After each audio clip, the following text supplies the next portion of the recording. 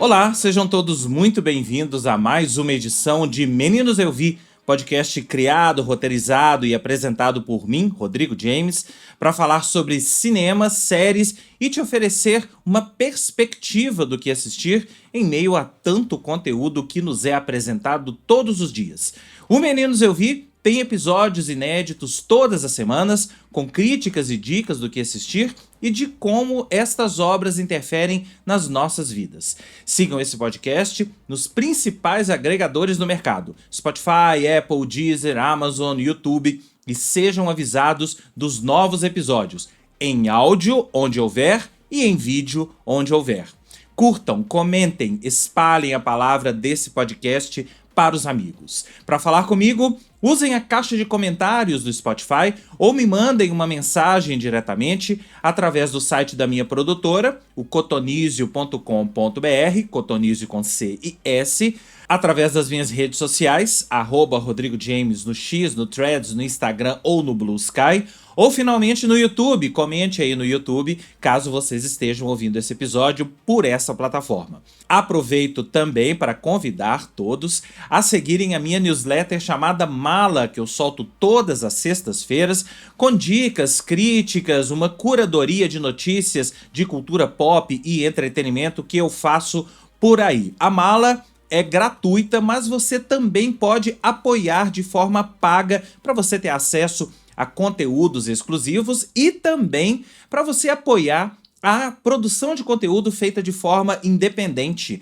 A Mala e esse podcast fazem parte de um mesmo núcleo de produção de conteúdo independente e hoje em dia é muito importante a gente fazer isso numa era em que as redes sociais não entregam o que a gente quer, os algoritmos estão longe de entregar o que a gente quer. A Mala e o Meninos Eu Vi chegam direto para você, no seu e-mail, diretamente onde você escolhe, e você tem acesso a esse conteúdo de acordo com você.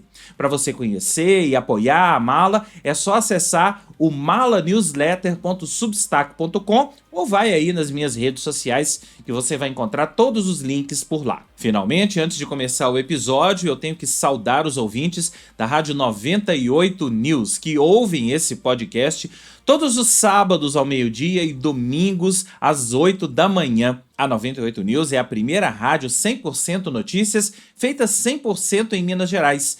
Filha caçula do grupo que já comanda a 98 FM e a CDL FM, a 98 News traz notícias, informações e conteúdo para você todos os dias, 24 horas por dia. Acesse a 98 News no 98,7 FM de Belo Horizonte ou no YouTube 98 News.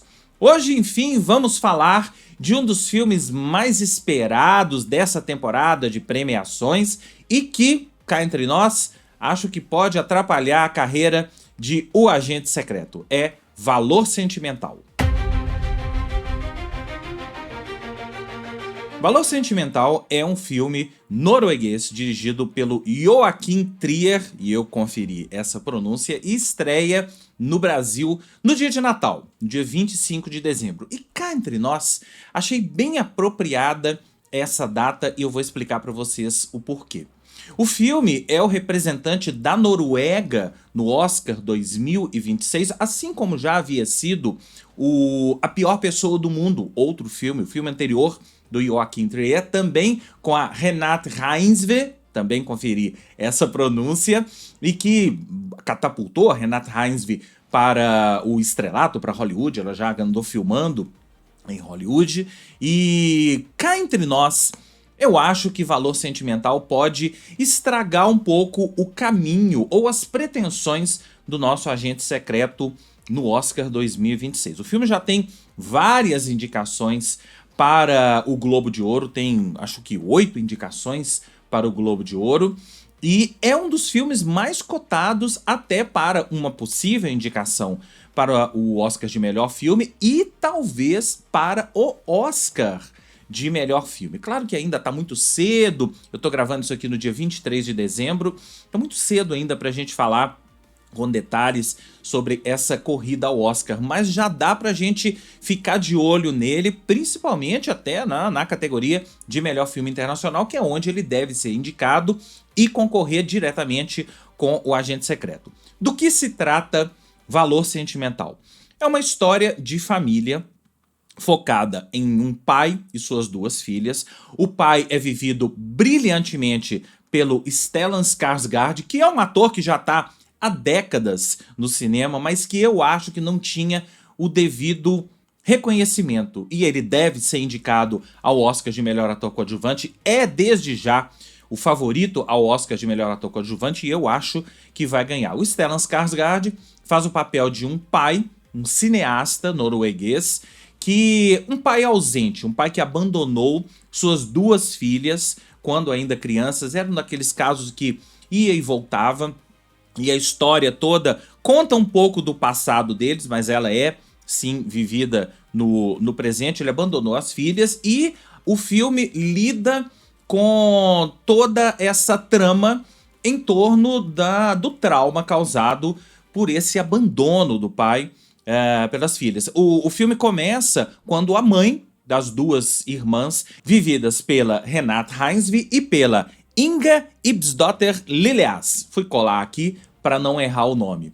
As duas irmãs, a Renate Reinsve, a personagem dela, a Nora, é hoje uma atriz de sucesso, uma atriz de teatro e TV, muito bem sucedida, e a gente vê logo no início ela tendo alguns problemas ali para encarar a estreia de uma peça, alguns problemas que a gente vai entendendo o porquê desses problemas. A outra irmã é casada com um filho, mas ela chegou a trabalhar quando criança em um dos filmes clássicos do pai, mas não seguiu a carreira de atriz. E a história começa quando a mãe das duas morre e o pai acaba chegando por ali pro velório e começa aquela tensão. A gente vê que desde o início existe uma tensão na relação entre as duas e o pai. E essa tensão vai pontuar todo o filme. Mas a história começa a se desenrolar mesmo quando o pai, que é um cineasta super famoso, já tem inclusive uma retrospectiva de filmes dele sendo exibida num determinado festival, ele aproxima da filha, da Nora, da personagem da Renate Reinsve, com um roteiro de um filme que ele queria que ela fosse a atriz. E ela diz categoricamente que não. A relação entre os dois é praticamente inexistente. A gente vê a relação entre os três, entre as duas irmãs e o pai, mas a relação chave para o filme é a relação entre a Nora e o pai, cujo personagem chama Gustav Borg. E ela diz categoricamente que não, exatamente por isso. Ela não tem nenhuma relação com ele, ela não quer trabalhar com ele. Ela diz pra ele, com todas as línguas, todas as palavras, letras, que não quer trabalhar com ele, não tem interesse em trabalhar com ele por conta de toda a história familiar. Não faz sentido pra ela trabalhar com ele. E ela, por exemplo, joga na cara dele que ele nunca foi assisti-la no teatro. Ele fala que foi, mas saiu no meio de uma peça porque ele não tem paciência pra teatro. A gente vê que é uma relação super tensa, uma relação super ausente, e isso é o que pontua o filme. E ele acaba se aproximando ali na mostra de cinema, onde os filmes dele estão tendo uma espécie de retrospectiva, ele acaba se aproximando de uma atriz americana vivida pela Elle Fanning, chamada Rachel, e ele acaba a convidando, os dois acabam tendo uma relação até bem bonita, de uma espécie de mestre e aprendiz, mestre e pupila, que acaba se formando ali de imediato, e ele a convida para ser, então, a atriz, a protagonista desse filme que ele havia criado para a Nora. Esse filme é o filme que ele havia que ele havia criado, né? Não o Valor Sentimental, mas o filme dentro do filme. É uma história que a gente vai entendendo aos poucos. Tem um pouco de autobiográfico dele.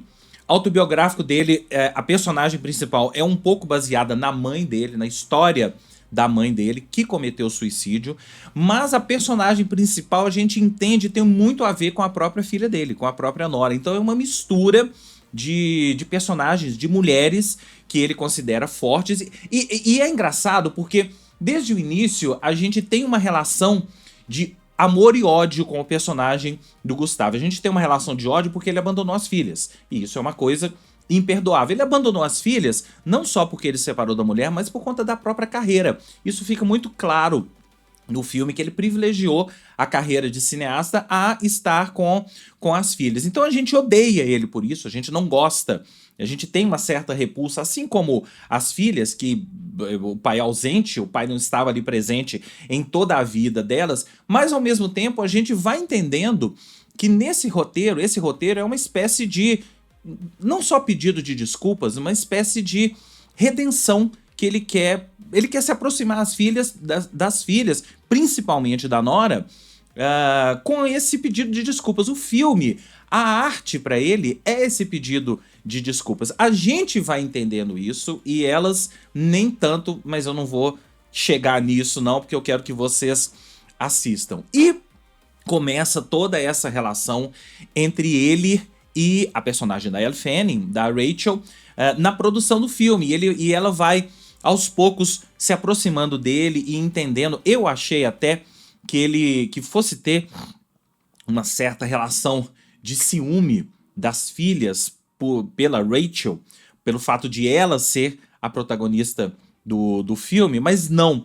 É um outro tipo de relação, é realmente uma relação, de certa forma, paternal do Gustavo com ela, mas também é uma relação de diretor com a atriz, e ela vai se aproximando dele, entendendo um pouco a história da vida dele, e aí a gente volta muito no passado, a gente vê a relação das filhas, a gente vê a infância das filhas, a gente vê a casa da família deles. É uma personagem muito importante, porque a casa perpassou várias gerações, e várias gerações viveram e morreram ali naquela casa, e a casa é a casa da família até hoje. A casa agora, depois que a mãe morreu, eles não sabem muito bem o que fazer, ele não sabe se ele vai vender, mas ao mesmo tempo ele decide filmar dentro daquela casa, o que não faz outro sentido para ele se não for dentro daquela casa. Então a gente vai vendo a casa perpassando gerações, e a casa com todas as suas questões, com todos os seus problemas. Tem uma metáfora muito interessante, que é uma rachadura na casa. Desde o início, essa rachadura existe na casa, e é uma rachadura que não é consertada. Isso é uma metáfora muito, muito interessante, porque desde o início existe uma quebra nessa casa, e uma quebra que não é consertada, que não é corrigida. E então dá pra gente levar isso, dá pra gente tomar isso como uma certa metáfora para a própria história familiar ali da família Borg, que tem coisas que não são corrigidas, tem coisas que não são consertadas, e isso vai ter consequências no futuro. A gente vê umas 3 ou 4 gerações da família Borg em pequenos flashbacks, tá? O filme não é essa história de ir e voltar em flashback, mas a gente vê, sim, essas pequenas passagens da família Borg e de todo o clã ali nessas gerações, pra gente ir entendendo e pontuando aos poucos a história do Gustav com as filhas. Como vocês podem bem perceber, é um filme familiar, é um filme de uma história familiar, daddy issues, né? Então tem esse termo em inglês que significa, que denota muito problemas de filhos com os pais e de pais com filhos, mas eu acho que é um filme mais profundo que isso, e é isso que eu queria chegar. Eu acho que o valor sentimental é um filme bastante profundo, que leva a várias questões do nosso dia a dia. É um filme muito simples, mas ao mesmo tempo muito complexo. Ele trabalha com diversos temas. Ele trabalha com o tema de abandono de pais com filhos, no caso filhas. Ele trabalha com essas questões dos traumas que um abandono parental, um abandono de um pai com filhas pode causar nas filhas. Estou falando de filhas porque são 2 filhas, mas poderia ser filhos também. E ele trabalha principalmente com as consequências disso, em especial na personagem Nora, que eu acho que é a personagem mais rica do filme. A personagem Nora, ela tem... No início a gente vê ela ali numa estreia teatral, ela é uma atriz de grandes clássicos, inclusive ela vai, no decorrer do filme, ela vai representar Hamlet, e ela tá ali, e ela começa a ter um stage fright, ela começa a ter um pânico de entrar ali no palco, e ela não quer entrar, ela rasga a roupa, né? Mas acaba dando certo e ela acaba entrando. Ela é uma atriz de sucesso, mas a gente vê que ela tem essas questões que são questões que ela foi desenvolvendo ao longo do tempo. Ela tem vários medos. A gente entende ao longo do filme que ela já teve uma depressão profunda e existe todo um carinho da irmã com ela para que ela não entre de novo em uma crise de depressão. Não vou contar mais nada sobre isso, eu quero que vocês assistam ao filme. Então, é uma personagem muito rica e que a Renate Reinsve consegue colocar isso de uma forma tão emocionante, tão emocional e às vezes com tão poucas palavras. Tem o primeiro encontro dela com o pai, quando o pai vai propor para ela esse filme, quando vai apresentar o roteiro para ela, eles encontram no café e ali fica muito bem, tanto ela quanto o Stellan Skarsgård são muito bons, muito hábeis nesse sentido.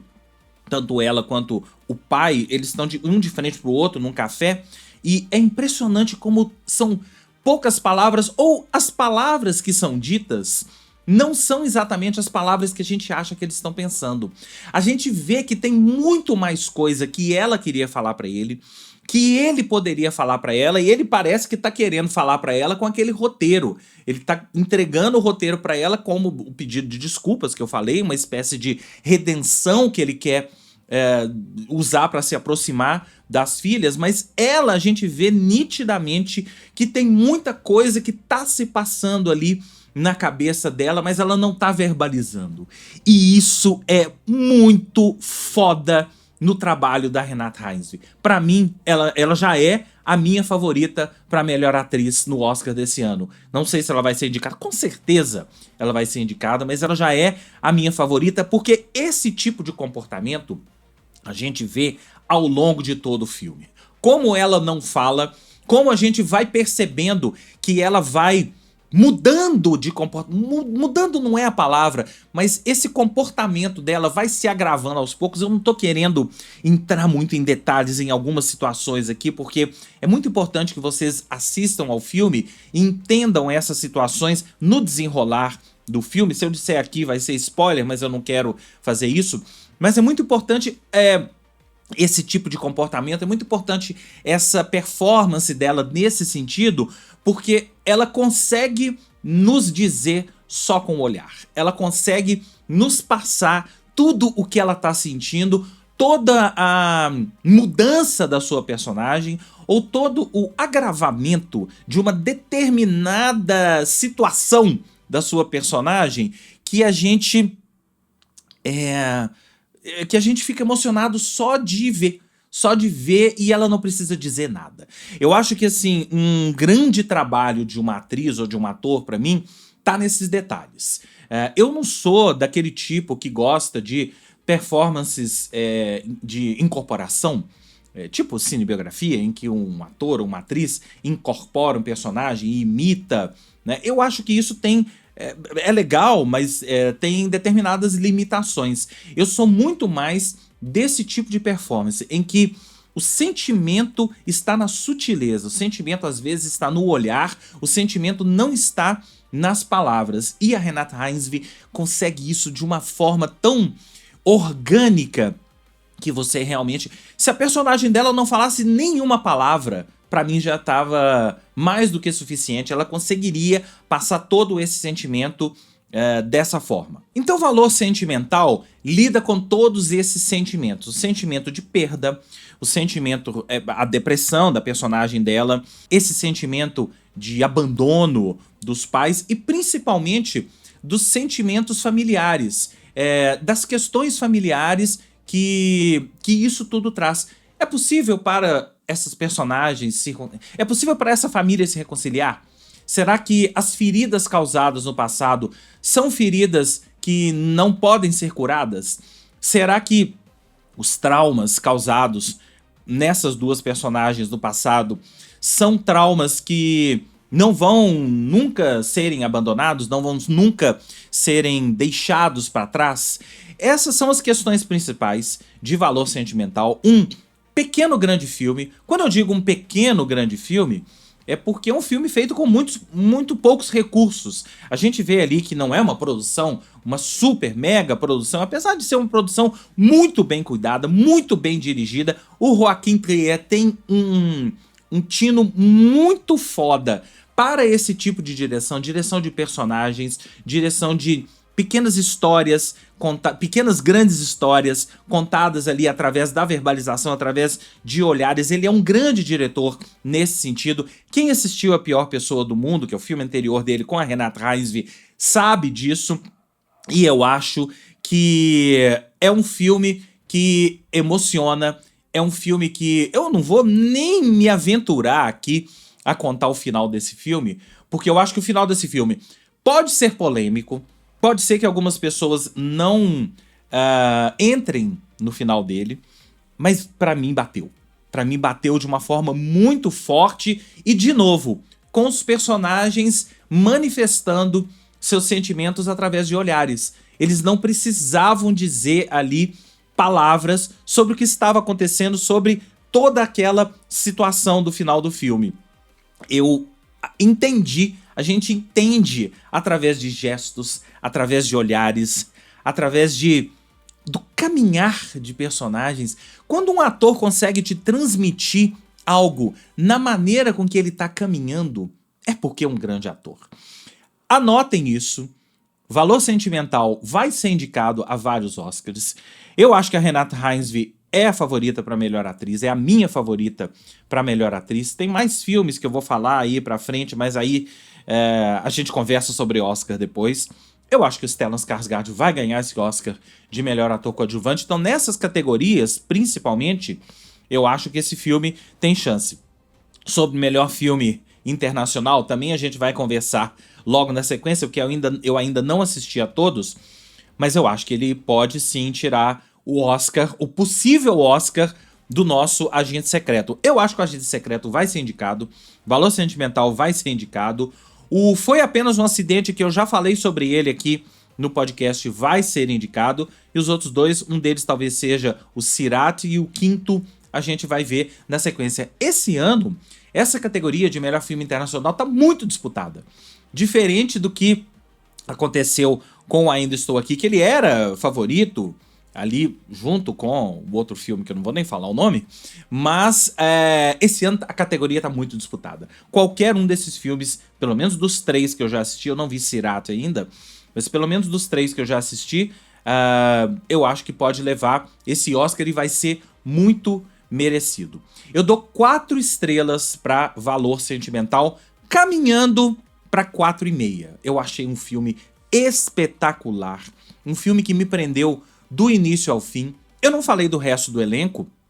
A Inga Ibsdóttir Liljas, eu acho que ela é a atriz mais correta. Ela não tem uma super performance no filme, mas ela é a atriz mais correta que tá ali quase que fazendo escada para Renate Reinsve e pro Stellan Skarsgård, o que de certa forma é um pouco prejudicial para ela. Não sei se ela tem alguma chance de ser indicada a melhor atriz coadjuvante, não. Assim como a Elle Fanning.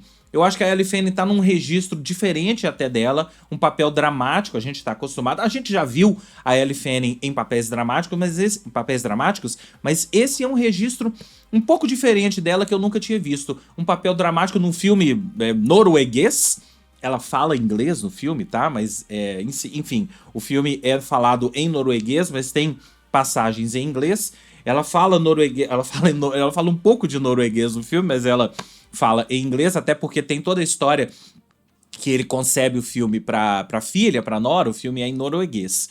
Quando ele convida a atriz americana, ele verte o filme pra inglês e tem até umas passagens ali sobre isso, sobre a diferença de língua. Mas a Elle Fanning também tá a serviço dos outros dois. Quem brilha no filme são o Stellan Skarsgård e a Renate Reinsve, dois atores que eu sempre prestei atenção. O Stellan Skarsgård há mais tempo e a Renate Reinsve há menos tempo. Conheço-a há menos tempo, mas é uma atriz que já chama muito a atenção, não só de mim, mas de toda Hollywood. Ela já tá filmando em Hollywood. O Stellan Skarsgård já tem toda uma dinastia no cinema. Alguém brincou que ele mesmo brincou que ele é um Nepo Daddy. Ele tem os filhos lá, a família Skarsgård toda, Bill Skarsgård, toda a família Skarsgård já trabalhando no cinema, e ele brinca que ele é uma espécie de Nepo Daddy, enfim.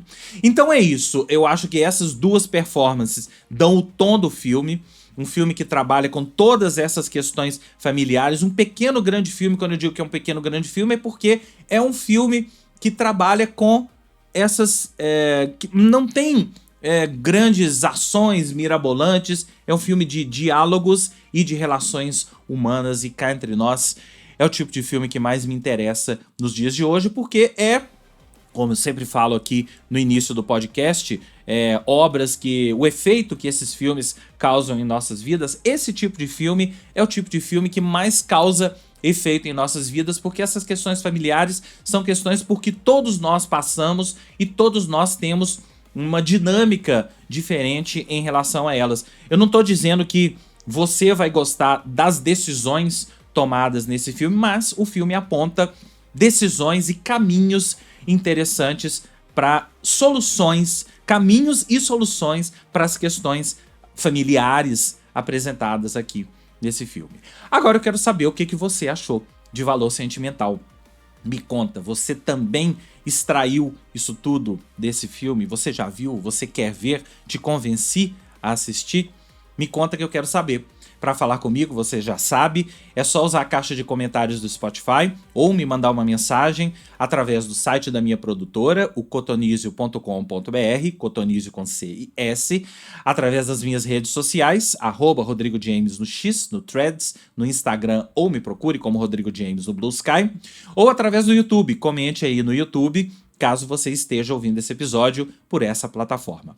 O Meninos Eu Vi fica por aqui. Este é o penúltimo episódio de 2025. Eu quero aproveitar para mandar um Feliz Natal para todos. Se você estiver assistindo esse episódio ou ouvindo antes do Natal, um Feliz Natal para você. Tem mais um episódio antes do final do ano.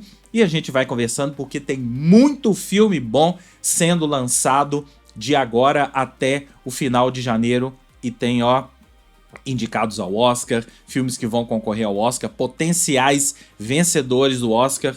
A gente vai conversando nas próximas semanas. Um grande abraço e até lá!